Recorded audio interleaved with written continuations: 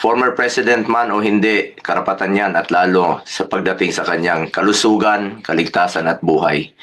Hindi rin ninyo isinaalang-alang na matanda na po si Tatay Digong, ang matatanda po, frail, fragile, sa totoo lang, harmless na po si Tatay Digong.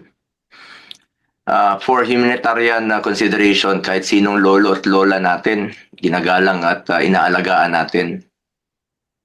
Yun naman po ang ating kultura dito sa ating bansa. Ngayon, sa ibang bansa, mag-isa siya, napaka-stricto pa doon. Sino pong mag-aalaga kay Tatay Digong doon? Paano na lang kung may mangyari sa kanya doon? Marami naman siyang nagawang kabutihan sa ating bayan. Kung may pananagutan man dahil sa kanyang desisyon para sa kabutihan ng ating mga anak, dapat dito siya litisin sa ating bayan. At mas alam niyo po, ang Pilipino po ang dapat humusga sa kanya kung ano yung nagawa niya po sa nakaraang 6 na taon.